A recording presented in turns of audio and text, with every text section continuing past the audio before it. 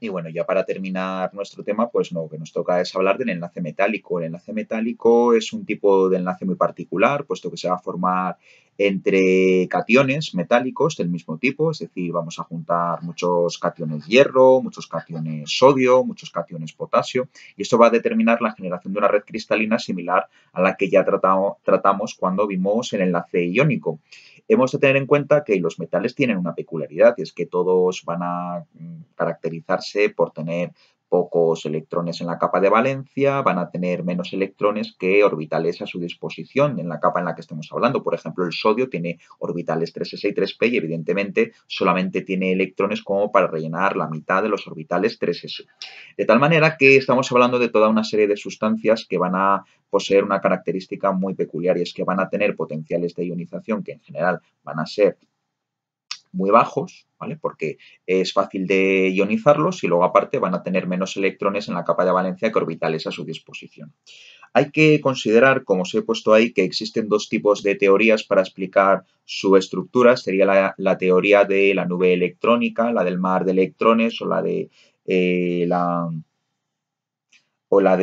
sí, bueno, como la tenéis ahí, la de la nube electrónica, que considera que, o el gas electrónico, que no me salía, perdonad, que considera que los electrones pueden moverse libremente entre los iones de la red cristalina, desde un lado hasta el otro de la red cristalina, y por tanto es muy importante porque es capaz de explicar propiedades tan características de los metales, como va a ser su brillo metálico característico, o incluso también explicar la conductividad eléctrica y térmica.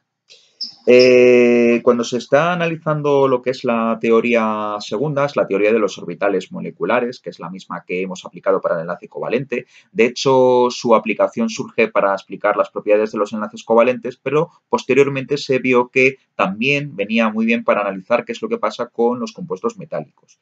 Y es que lo que ocurre es que cuando nosotros analizamos la unión de átomos metálicos, pues lo que vamos a generar va a ser a partir de los orbitales atómicos, orbitales moleculares. ¿Qué pasa? Que nosotros cuando analizamos una red cristalina no vamos a tener tan solo 2, 3 o incluso 4 átomos de sodio, por ejemplo, sino que vamos a tener n átomos de sodio. Estos n átomos de sodio con sus n orbitales van a generar lo que son los orbitales moleculares. Estos orbitales moleculares necesitamos que tengan la misma simetría, que tengan una energía similar, es decir, el requerimiento va a ser exactamente el mismo que el que hemos tenido en la explicación de los enlaces covalentes, pero en este caso lo que va a pasar es que se van a juntar muchos orbitales atómicos. No vamos a tener uno y uno como cuando generamos una molécula, sino que tenemos pues un mol, podemos tener 2 moles, podemos tener infinidad de ellos, con un estado energético muy similar. Y es por lo que, en lugar de hablar de orbital molecular, se va a generar lo que se denomina una banda de energía. Esa banda de energía, que son orbitales moleculares, por supuesto, van a tener una energía muy similar y, por tanto, generan lo que es una banda, ¿vale? Como lo tenéis ahí representado en un libro, es sencillamente un continuo de multitud de orbitales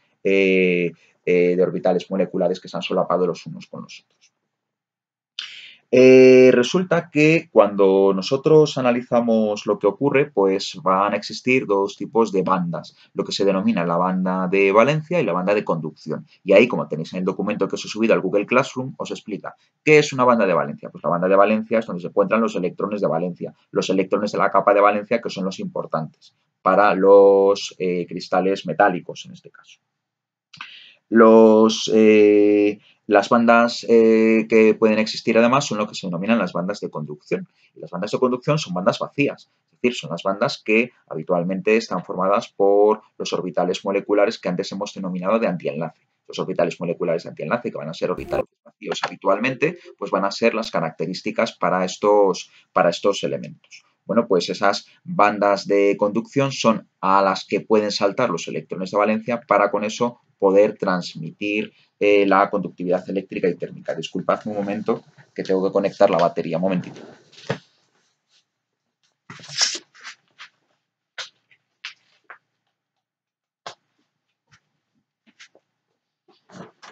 Ya he vuelto. De tal manera que eso es lo que va a ocurrir.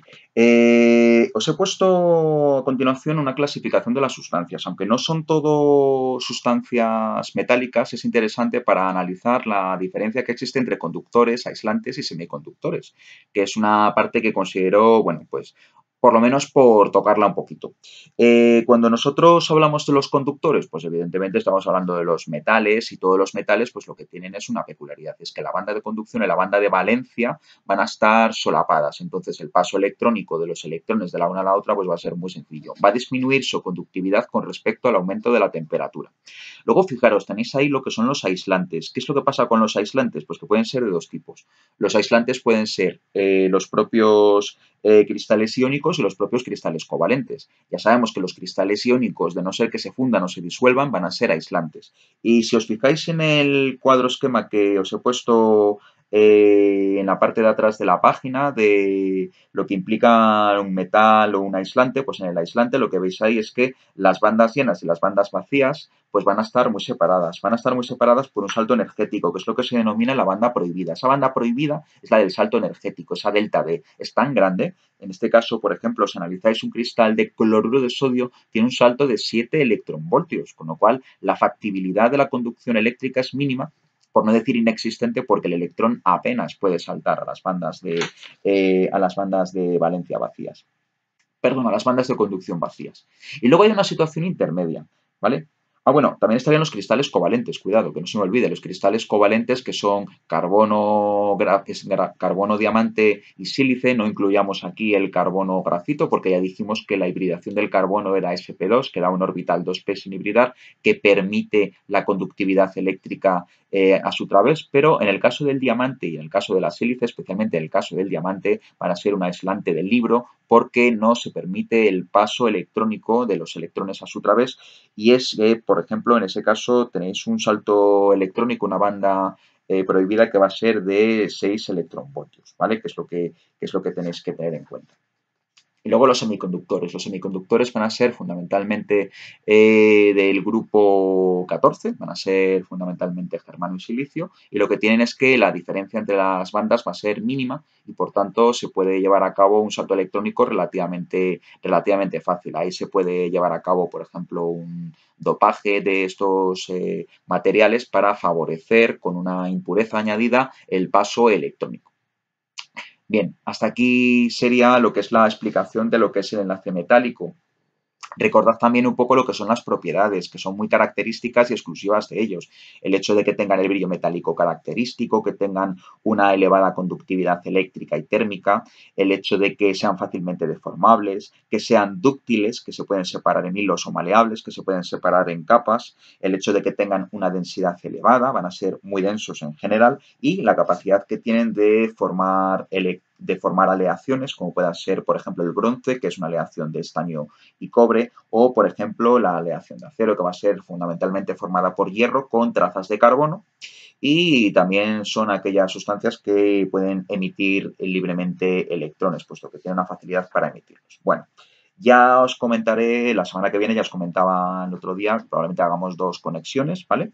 Y es simplemente eso, ¿vale? Para que lo tengáis ahí en cuenta. Lo que es el temario como tal, pues ya lo hemos terminado, con lo cual lo que nos toca a partir de la semana que viene, pues es repaso. Haremos ejercicios de repaso.